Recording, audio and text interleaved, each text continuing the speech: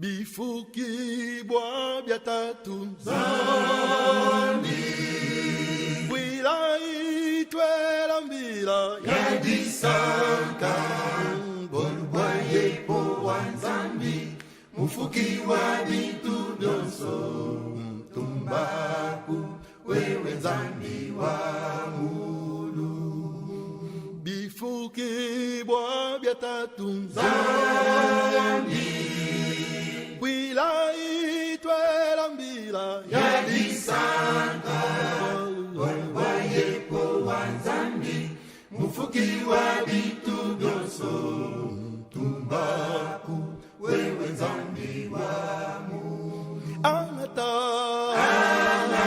butumbi wewe nzambi Budi mufuki ne mulani Wadisamba munda Mwachanza chebe cha bukole Wewe tumbaku wewe nzambi wa mu Anata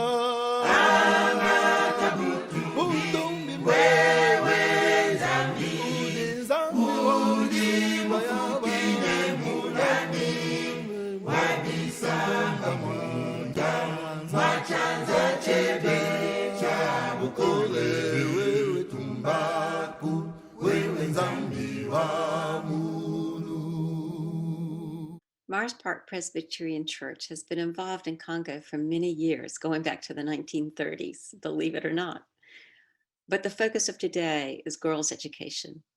It was in 2007 on a trip to the Congo when we first learned from CPC leaders, specifically Dr. Malumba, who was General Secretary of the CPC, of their desire to have a school just for girls, a pilot school. We took this back to our Congo mission team, and after much study and discussion, we decided to put a stake in the ground for girls' education. The statistics were compelling. The number of girls from 15 to age 19 who were not in secondary school was at 43% back then. And even as recently as last year, the statistics still show that many girls drop out at the secondary level, from 80% to 43%. So we knew that this was very, very important and crucial.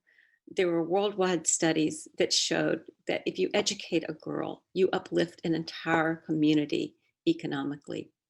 We wanted to play a part in that and partner with our Congolese brothers and sisters to make this happen.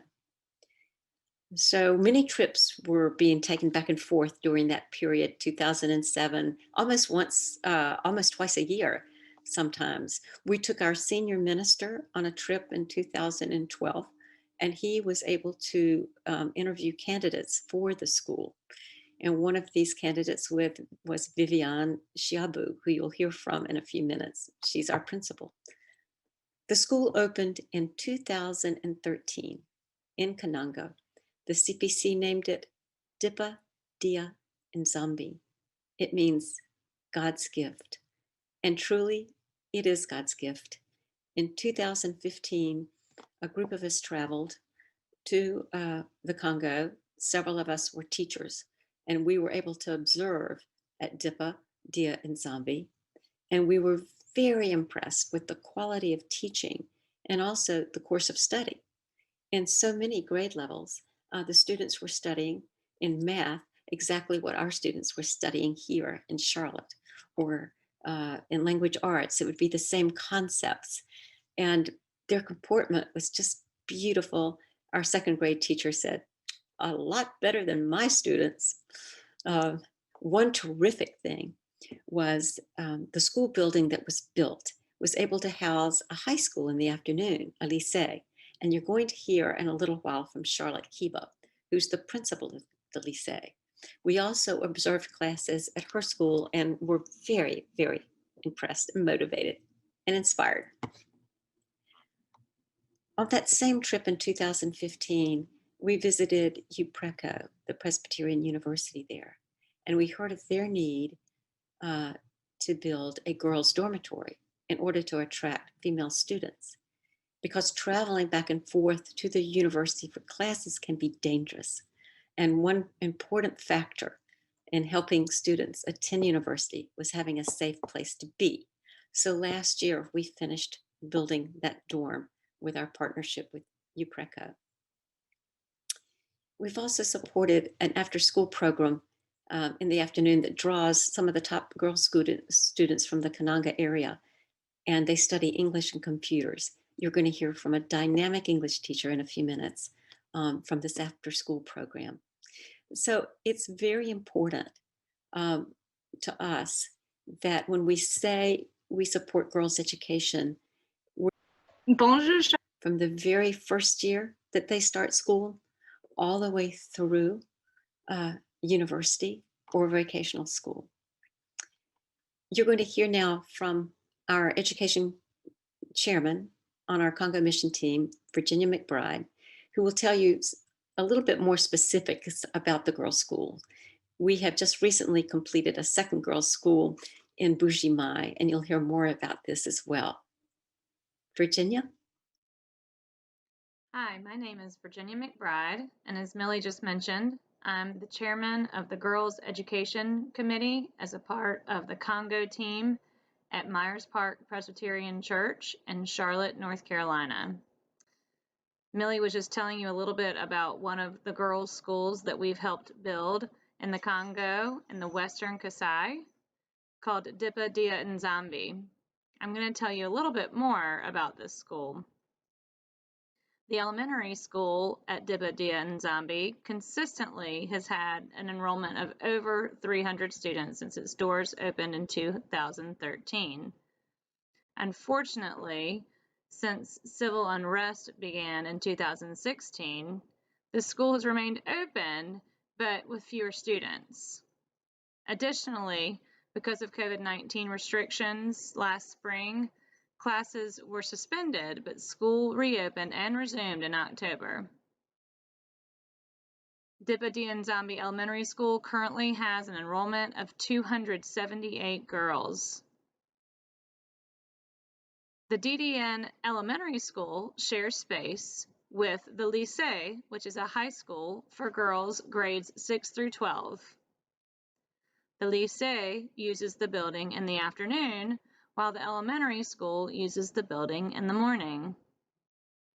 Realizing the importance of girls continuing their education beyond the 6th grade, we support the DDN Lycée, which has a current enrollment of 449 young women. Of the 12 students who took the national exams last school year, all 12 passed. When Myers Park Presbyterian Church built the school, we suggested that a parents' council be established that would meet quarterly. Gwenda Fletcher, our PCUSA co-worker at the time, represented Myers Park Presbyterian Church on this council. The principal of the school, Vivienne Chiambu, sends us quarterly reports, which helps us evaluate the progress and the needs of the school. Myers Park Presbyterian Church members have visited Congo twice since the school was built, but have not been back since 2015 due to civil unrest and, of course, now because of COVID-19. We're now going to hear from the principals of these schools, starting with the Reverend Charlotte Kiba, the principal of the Dipa Dia Nzambi Lycée. Charlotte, à votre avis, pourquoi est-il important d'éduquer les filles? Oui, l'éducation des filles, d'abord, c'est un art d'élever les enfants. Elle tend à faire des hommes complets, instruits, consciencieux et utiles à la société. Alors, il est important d'éduquer les filles parce que l'éducation des filles, c'est un puissant agent du développement et du changement de la vie d'une fille. Elle améliore sa santé. Donc, quand la fille est éduquée, sa santé est améliorée. Elle contribue aussi à la stabilité sociale et à la croissance de la fille. Donc, quand la fille n'est pas éduquée, elle est limitée. Elle ne peut pas se développer, elle ne peut pas agir à faire quelque chose, elle est limitée même en raisonnement. Alors, cette éducation deviendra puissante lorsque la fille va à l'école. Parce qu'à la maison, elle peut recevoir une éducation, mais une éducation limitée des parents. Mais à l'école, elle apprend tout. Elle apprend à se développer, à devenir une personne responsable. L'école développe son cerveau, sa façon de faire, sa façon d'agir, et l'esprit même de la fille devient posé. Donc, quand elle reçoit une éducation, vous voyez même que son attitude change. Auparavant, elle réfléchissait comme une villageoise, mais à l'école, lorsqu'elle est instruite, elle commence à agir comme une personne qui réfléchit, une personne qui pense faire quelque chose dans la vie et une personne qui se fixe à la longue qu'elle peut faire ceci ou faire cela. Parce que quand elle est à la maison, elle est un peu limitée. Limitée parce que à la maison, on peut la considérer comme fille ménagère, mais à l'école, elle est à la même hauteur avec tout le monde. Donc, et les garçons et les filles, sans discrimination. Alors, quand elle reçoit une éducation, je vous dis que son cerveau est posé, son esprit est posé, sa manière de penser même change. Elle ouvre ses yeux pour voir. Elle commence à avoir des ambitions. Donc, elle fait un effort, elle dit, ce que je ne pouvais pas faire, maintenant je dois le faire. Parce qu'elle a eu une éducation, elle a été formée. Une autre importance aussi de l'éducation lutte contre la pauvreté. L'éducation développe les compétences professionnelles des filles. Par exemple, comme chez nous à l'école pilote, une fille qui ne savait même pas qu'est-ce qu'est l'ordinateur, parfois qui entendait parler de l'ordinateur à la maison, mais qui n'a jamais touché, qui n'a jamais vu, qui ne connaît même pas sa définition, lorsqu'elle est à l'école, elle apprend, elle pratique, elle voit l'ordinateur, elle touche l'ordinateur, elle commence à manipuler l'ordinateur. Le lendemain, vous allez écouter, on vous dit non, votre élève qui était ici est déjà informaticienne dans un bureau quelconque. Donc, c'est à partir de l'éducation qu'elle s'est fixée à être ce qu'elle est devenue. Nous avons dit aussi que l'éducation développe des compétences professionnelles et change la vie de la jeune fille. Vous remarquerez que la fille qui vient de la maison, qui n'était pas propre, mais lorsqu'elle est à l'école, elle commence aussi à faire un effort pour s'habiller comme les autres. Elle commence aussi à faire un effort pour être propre, se laver chaque matin et être remarquable aux yeux de tous et dire non, je dois être propre parce que je pars au milieu des gens. Mais quand elle est à la maison, elle peut se réveiller le matin, elle va faire les travaux de la cuisine, elle ne s'intéresse même pas pour se laver, elle ne s'intéresse même pas pour se déplacer parce qu'elle est bloquée, elle est limitée, elle ne peut pas faire quelque chose. Mais avec l'éducation, la fille se développe, la fille ouvre ses yeux, la fille a un esprit posé et la fille peut envisager à faire quelque chose à partir de l'éducation. Merci beaucoup. Oui. Nous sommes très heureux d'être partenaires avec vous dans cette mission de supporter l'éducation des filles. Et je suis très heureux de vous voir aujourd'hui et de. Oui, merci. Et nous également. Oh, merci. Oui. Je sais que notre mission d'éduquer les filles, ce n'est pas facile. Donc, quels sont les plus grands obstacles auxquels que votre école est confrontée et quelles sont vos plus grandes réussites? Les défis auxquels nous sommes confrontés proviennent d'abord de quelque part. Il y a d'abord les coutumes rétrogrades. Je voulais dire que dans la société traditionnelle, la fille avait de lourdes charges. Donc, ces charges-là sont comme par exemple cueillir les bois. Donc, elle se réveille le matin, la première chose, elle doit aller en brousse pour chercher les bois. Elle doit labourer un champ. Elle doit puiser de l'eau chaque jour. Elle doit aller au champ pour cultiver. Elle doit aller au mariage précocement. Elle doit mettre au monde. Elle est aussi soumise à des divers interdits alimentaires.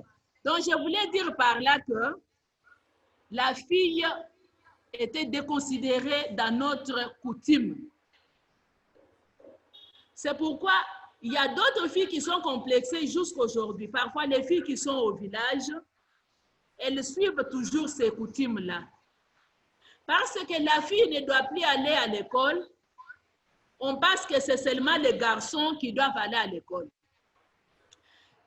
Dans la coutume, ils sont en train de penser que lorsque la fille part à l'école, quand elle ira au mariage, elle va beaucoup donner à la famille de son mari.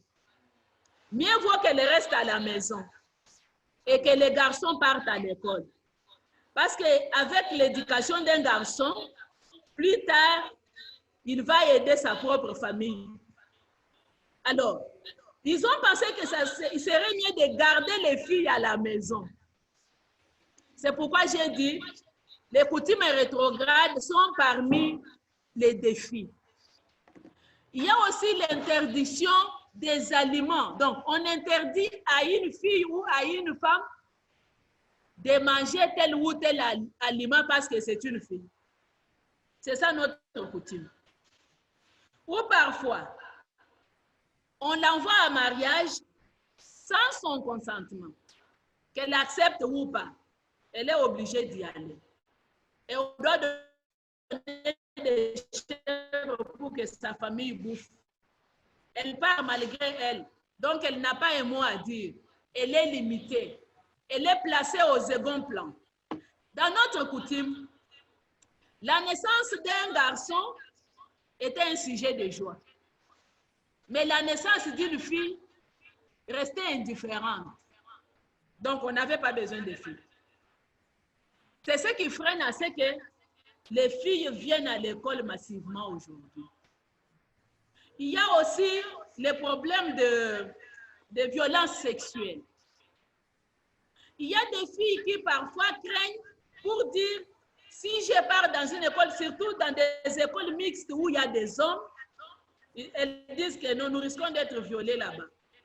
C'est pourquoi nous sommes très contentes parce que nous avons une école de filles seulement. Là où il ne peut pas y avoir de violence. Il y a aussi la pauvreté. Cette pauvreté des parents, c'est un grand défi. Parce que la fille qui appartient dans une famille où on mange une fois par jour, la nuit même, on mange avec des légumes seulement, elle n'a pas la chance d'avoir la viande, cette fille-là ne peut pas aller à l'école. Parce que quand on manque l'argent pour acheter la nourriture, on ne peut pas avoir l'argent pour faire étudier une fille. Alors, il se décide parfois de l'envoyer au mariage. Il y a aussi l'insuffisance des écoles de filles. C'est un grand défi. Il y a, je crois, sur cette ville de Kananga, nous retrouvons 3 écoles de filles seulement. Et les filles ont peur d'accéder dans des écoles où il y a des garçons. Parce qu'à côté d'un garçon, un jour, le garçon pourra demander la main à la fille. Et le garçon peut aussi déranger la vie de la fille en lui donnant la grossesse. Donc, c'est aussi un défi. Il y a aussi les problèmes de coronavirus actuellement. C'est un défi. Il y a des filles qui craignent pour piétiner les cours de l'école parce qu'il y a contamination de la maladie. C'est un défi. Il y a aussi le manque de confiance en soi. Donc, la fille n'est pas vraiment fixée de son existence. Compte tenu des coutumes rétrogrades, elle s'est dit, mais moi ici, même si je vais étudier, qu'est-ce que je vais faire dans la vie? Donc, ce sont des défis auxquels nous sommes butés. Mais, à propos de ces défis, nous avons de l'espoir. Je crois que notre espoir est que quand il y a eu un changement dans la société actuelle, avec la loi portant protection de la fille et de la femme, la loi contre les violences sexuelles, le monde a dit, éduquer une femme, c'est éduquer toute une nation. Alors nous attendons et nous espérons. Ce que nous espérons, c'est quoi? C'est sensibiliser les filles qui sont à la maison pour venir à l'école. Nous espérons aussi la dénonciation des actes de barbarie à l'endroit des filles. Nous ne pouvons pas nous taire, même si ce n'est pas dans notre propre école, même si c'est ailleurs. Dès que nous apprenons un cas de barbarie, nous devons dénoncer. Ce que nous espérons aussi, c'est une formation de qualité sans discrimination. Former les filles comme nous formons aussi les garçons dans des écoles mixtes. Nous espérons aussi une sensibilisation des parents et des élèves sur l'importance des études de la jeune fille. Parce que quand ils ne sont pas sensibilisés, parfois, les parents qui refusent d'envoyer leurs enfants à l'école, qui sont encore liés à leurs coutumes rétrogrades, il faut les sensibiliser pour qu'ils comprennent que l'étude de la jeune fille est importante. La fille doit aller à l'école pour son développement intégral. Parce que quand elle reste à la maison, jusqu'à un âge de 22 ans, 25 ans, 30 ans, elle va commencer à mettre au monde seulement à la maison, là, avec des hommes que les parents ne connaissent même pas. Alors, nous espérons que dans l'avenir, nous allons faire mieux pour que l'éducation des filles soit au premier rang. J'espère que j'ai répondu, à moins s'il y a une autre question.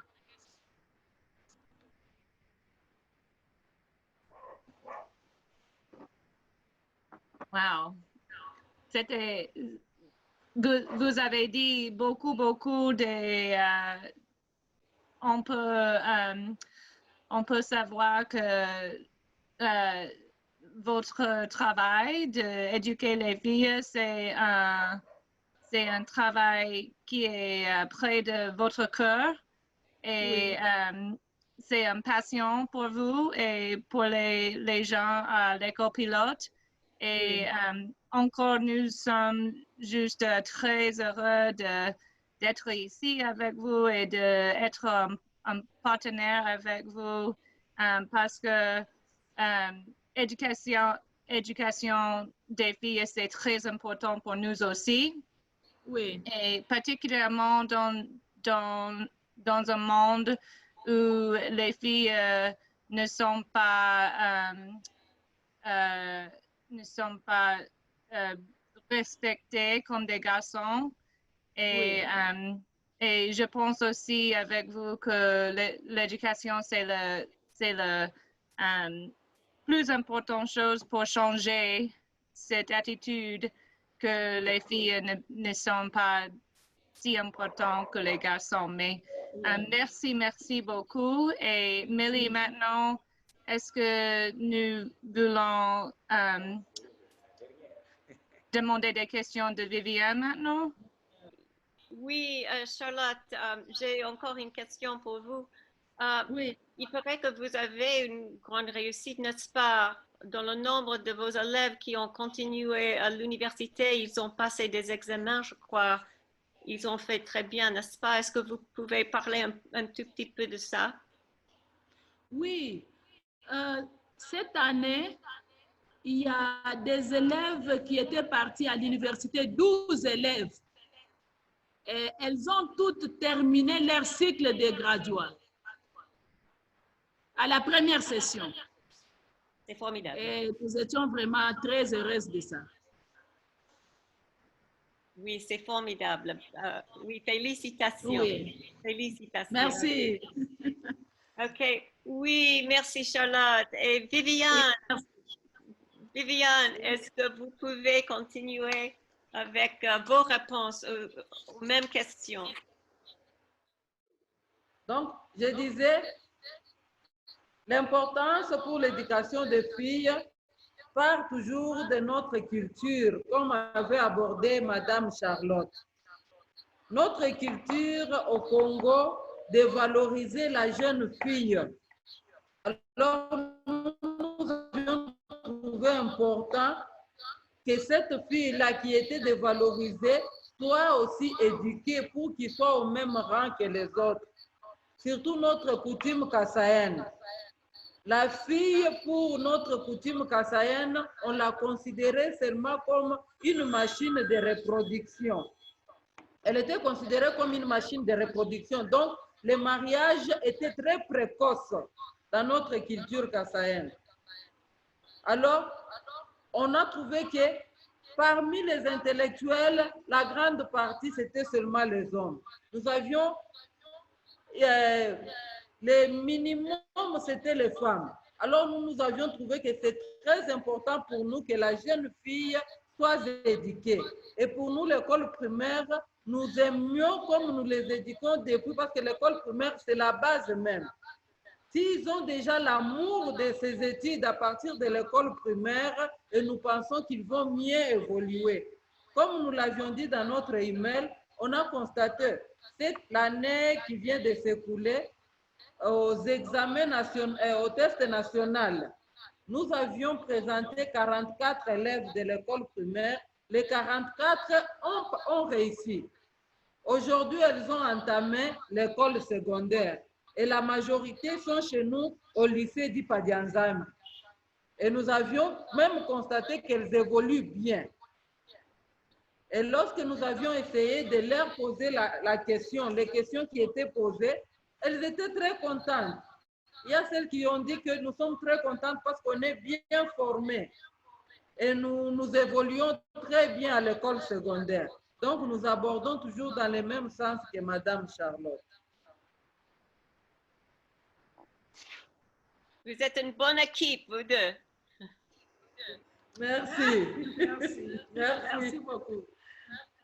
Oui, est-ce que c'est difficile d'attirer les jeunes filles à votre école? Est-ce que les familles hésitent d'envoyer leurs jeunes filles à votre école? Est-ce qu'il y a un défi là-bas ou quel est votre avis?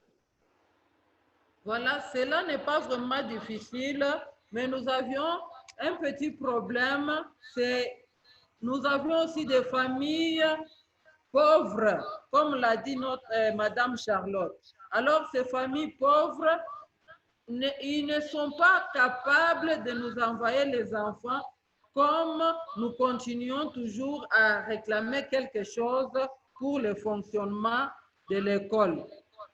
Mais ceux qui ont des moyens, ils nous envoient leurs enfants et ils sont fiers que leurs enfants soient dans notre école de filles. Parce que nous avons même les témoignages des parents qui sont très fiers de cela. Et vous avez aussi un conseil d'administration des parents, n'est-ce pas? Vous avez un conseil d'administration des parents. Oui, nous avons des comités de parents dans chacune de nos écoles. Alors, c'est à partir de que nous voyons qu'ils sont contents des résultats que nous avions dans les assemblées de parents. C'est très intéressant. Merci beaucoup. Et merci beaucoup, Charlotte et Viviane, d'avoir pris le temps de répondre si soigneusement à ces questions. Avez-vous d'autres remarques que vous aimeriez faire? D'autres petites remarques, c'est juste un petit ajout sur ce que nous voudrions ajouter à ce que Madame Viviane et Madame Charlotte ont parlé. Je sais que nous sommes les représentants de la formation d'anglais et informatique. Formidable! Vous êtes là! Next, we're going to hear from Douglas Bia.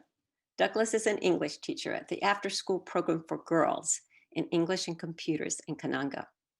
This school is part of the Congolese Presbyterian Church, and it was started in 2012.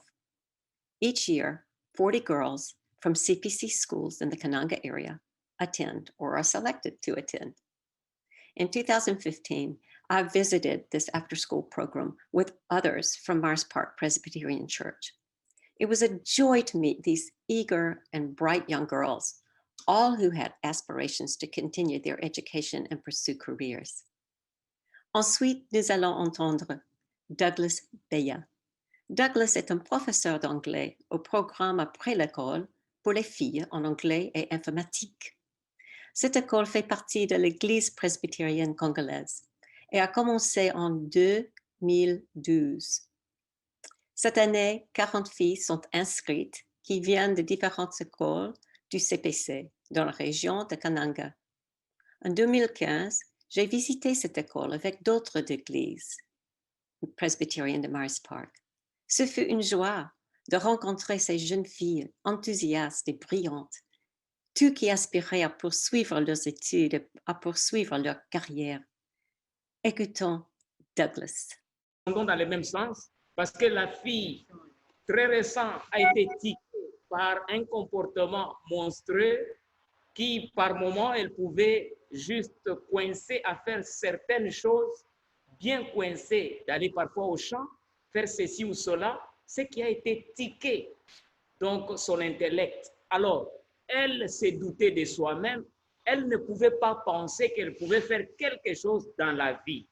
Voilà pourquoi nous, maintenant, à notre niveau, nous nous sommes dit, il faut pousser cette fille-là à comprendre qui il est, à comprendre qu'elle est aussi utile comme l'homme. Elle peut travailler, elle peut faire ceci, elle peut faire cela. Voilà pourquoi notre formation en anglais et en informatique, nous poussons ces filles-là à connaître un métier, parce que connaître la langue anglaise, c'est connaître un métier. Connaître l'informatique aujourd'hui, c'est déjà au top. Alors, nous avons des différentes filles, parce que nous travaillons toujours en contact permanent avec ces filles. Nous avons des filles capables de pouvoir aller, par exemple, à la radio. Nous en avons 4 déjà dans des différentes radios. Elles sont animatrices. Pourquoi? Parce qu'elles parlent l'anglais et l'anglais, là, a amélioré le français quelque part. Alors, à part ça, nous avons des filles qui sont dans la CENI qu'on appelle Commission électorale indépendante. À cause de l'informatique, elles sont là-bas. C'est pratiquement plus de 10 filles par rapport à l'informatique qu'elles ont appris. À part cela, il y a des filles qui sont parties, qui ont eu le goût d'anglais parce qu'on a toujours dit quand même en espagnol, on dit « más vale poco que nada », c'est-à-dire donc mieux vaut peu que rien. Alors comme ils ont déjà un goût de l'anglais, elles se sont dit « alors nous pouvons aller à l'université ». Voilà, avec ces goûts-là, elles partent à l'université pour étudier et faire la faculté d'anglais ou de langue, s'il faut dire comme cela.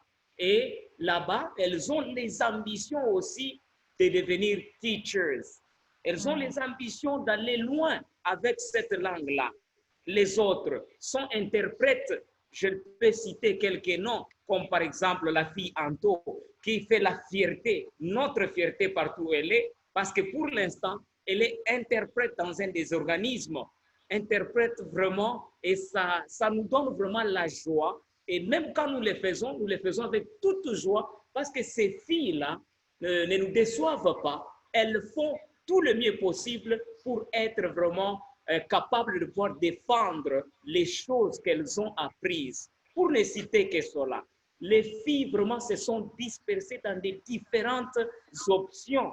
Je puis dire que les autres, pour ne pas seulement faire l'anglais à l'université, elles font d'autres choses, mais ce que nous remarquons, elles sont capables de pouvoir argumenter ce qu'elles ont embrassé. En tout cas, ça nous laisse à applaudir ces filles-là parce que ce qu'elles font, ça laisse à désirer toujours que non, c'est très, très, très bien. Et à part cela, nous pouvons dire que nous avions l'idée de tout notre possible pour que la fille telle qu'elle vient, quoique Madame Charlotte l'a dit bien entendu que la pauvreté aussi c'est un élément très capital. Vous voyez, quand la fille quitte chez elle, elle a les goûts, elle a les soucis de pouvoir apprendre l'informatique et l'anglais, mais l'endroit où elle reste, elle vient parfois affamée, tout ça sont des défis, mais nous luttons toujours pour que cette fille-là se sente à l'aise et qu'elle soit capable un jour, pourquoi pas, utile à notre société, que nous sommes en train de faire un peu quelque chose. Voilà, s'il y a une question, on peut toutefois répondre. Très bien. Ah, c'est bien. Merci. So, il paraît que vous avez beaucoup de réussite là-bas à votre école. Oui. Beaucoup de vos élèves continuent à poursuivre une carrière. Est-ce qu'il y a beaucoup de ces élèves qui continuent à l'université s'ils ont des moyens? Yeah. Il y a beaucoup, tel que je l'ai dit en avance. J'ai dit que beaucoup de filles ont eu le goût de l'anglais. Ils ont eu le goût de l'informatique. Voilà pourquoi elles sont parties à l'université. Les autres parviennent à embrasser la faculté de langue, pour ne pas dire l'anglais. Elles continuent à faire l'anglais là. Nous en avons plus de vingtaine qui font l'anglais à l'université. Et il y a même des autres qui vont terminer d'ici peu le cycle de graduats. Alors, elles ont eu les ambitions par rapport au peu qu'elles ont trouvé, parce que par rapport d'abord au programme que vous êtes souteneurs potentiels. Et ces filles-là ont eu le goût, elles ont dit non, nous allons à l'université pour devenir aussi teachers. Voilà au moins. Ouais, c'est formidable. Nous vous félicitons. Ah, nous aussi, nous vous félicitons. Nous sommes très joyeux. Et j'ai de la chance parce que j'ai visité votre programme et j'ai visité l'école de Petit Nzambe, le lycée. Et je n'oublierai jamais ces jours au Congo. Vous êtes mes amis. Mes amis. Mais nous admirons votre détermination à éduquer les filles et à faire de votre école et de votre programme en anglais et informatique un exemple brillant au Congo. In 2019, our Congo team responded to a request from the CPC to build a pilot school for girls in Eastern Kasai this time. It was a team effort that took many hours of planning, Skype calls, Zoom calls with our CPC partners, Elder Kalambai and Reverend Chibemba. Jeff Boyd, our PCUSA co-worker, was an invaluable help to us as he was able to visit the site on numerous occasions and send us updates. He continues to be an invaluable resource for me and my team as we work with our partners in Bujimai. The school was called Les Mages and opened in fall of 2019, but closed in the spring of 2020 due to the pandemic COVID-19. In October, Les Mages opened its doors again and has a current enrollment of 246 girls in kindergarten through 5th grade. Next year, the school will add a 6th grade the last year of the girls' primary education.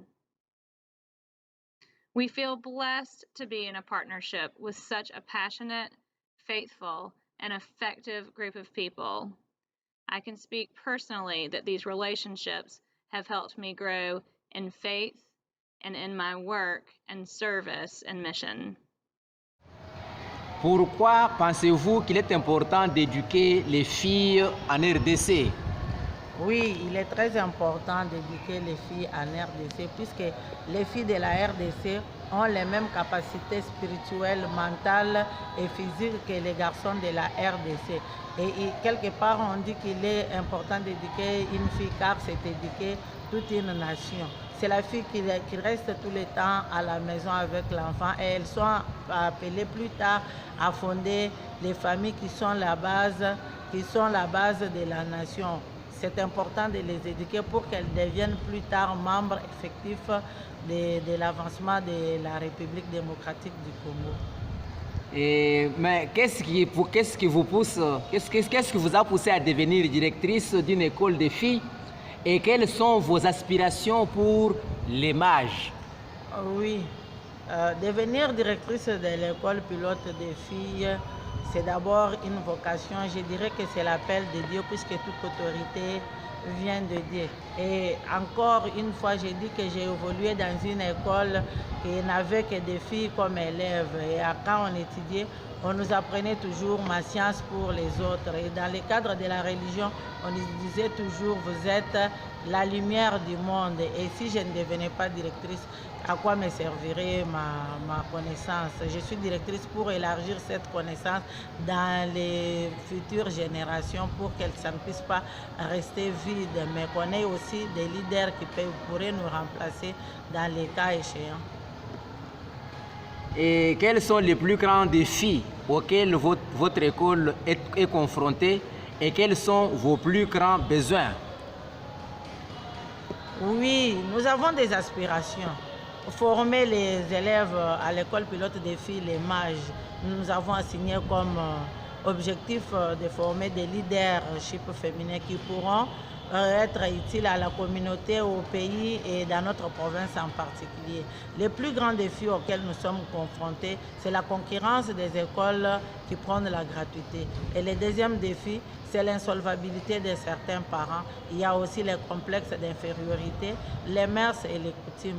Et à cela, j'ajouterai les multiples occupations qu'ont les femmes chez nous ici, puisqu'on n'engage pas si souvent des domestiques. C'est la femme qui a la main à la cuisine et la main au travail.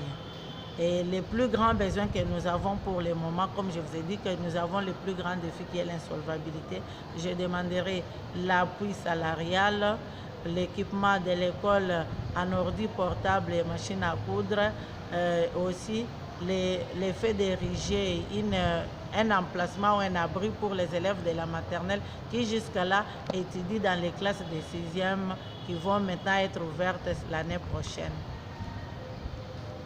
La formation d'un atelier. Aussi la formation d'un atelier pour la pratique, puisque notre école avait comme devise de former les élèves qui seront capables de manipuler correctement l'ordinateur, les machines à coudre et faire des recettes. Vu ces objectifs que nous nous étions assignés, nous voulons que nous soyons bien équipés pour atteindre ces objectifs et satisfaire les parents qui sont nos partenaires qui nous ont envoyé les filles pour avoir l'intégralité de l'éducation comme on l'a dit. Et aussi pour maintenir l'élan. Tant que les écoles publiques prennent la gratuité mais ne sont pas occupées. Afin de maintenir l'élan chez nous, les mages, il serait mieux de nous équiper pour qu'on voie la nette différence entre les écoles qui n'ont pas l'évolution de la technicité et nous qui avons l'évolution de la technicité en étant branchés à l'Internet, l'ordi, ainsi de suite.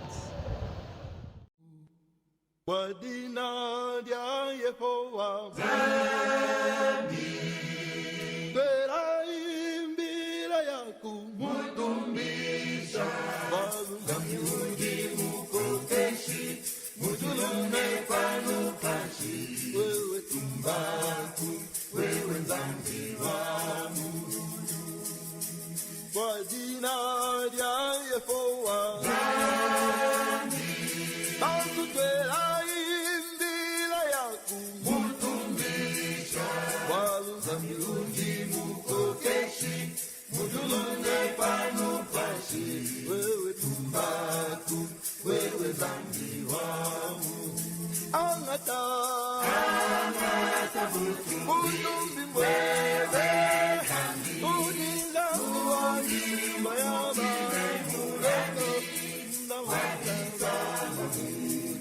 ndamwatanza chebe chabukole wewe tumbaku wewe zambi wamu angata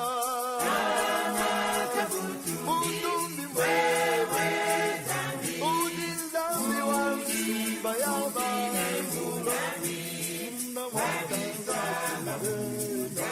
ndamwatanza chebe chabukole wewe tumbaku wewe zambi wamu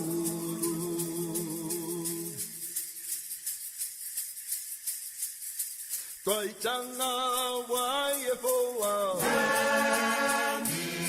bantu ba mulu ne bantu ba fabulo wenu twaitanga nejisanka tumbishai zambi wetu wewe tumbaku wewe zambi wa mulu twaitanga wa Yehova wenu ba mulu ne bantu ba fabulo bantu twaitanga nejisanka tumbishai zambi wetu wewe tumbaku wewe zambi wa angata mutumi wewe zambi wangi bayaba wabisanga munda mwachanza chebe chabukole wewe tumbaku wewe zambi wamu angata mutumi wewe udinzambi wangi bayaba wabisanga munda mwachanza chebe chabukole wewe tumbaku wewe zambi wamu tumbaku wewe zambi wamu tumbaku wewe zambi wamu tumbaku wewe zambi wamu udinambi wamisumbaku wewe zambi wamu uditilo botesu wewe zambi wamu mukalenga tumbe wewe zambi wamu udinzambi wamisumba yabantu wewe zambi wamu mukalenga tumbe tumbaku wewe zambi wamu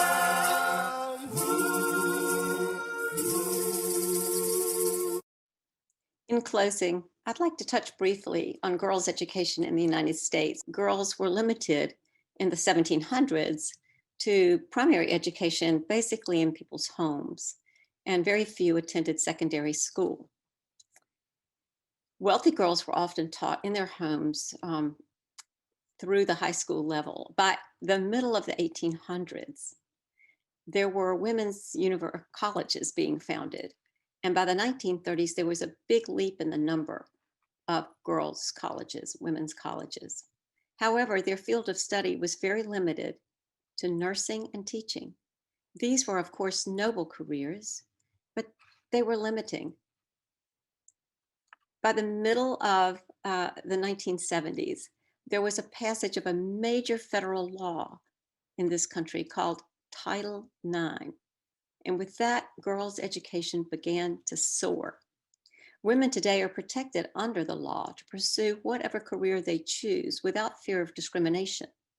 In 2015, 33% more girls received their university degree than boys. And 4 times as many girls received scholarships to study at university. Just as recently as 2019, over 50% of medical school were girls and 49% were boys. In 2018, there were 52% women in law school as opposed to 47% men. So women have come a long way in this country, but it has taken a long time. In the 1980s, studies began to show the advantages of single-sex female classrooms and schools. It was shown that girls participated more in class and they were more at ease socially and emotionally. You have heard today from some inspirational leaders in the Congolese education system. Our hopes are that many more girls will be able to continue their education through university and pursue careers beyond the home if that is what they desire. If your church or if you would like to help, please contact us. You'll see the numbers for or the email for Build Congo Schools and Myers Park Presbyterian Church. We would love to hear from you. Thank you.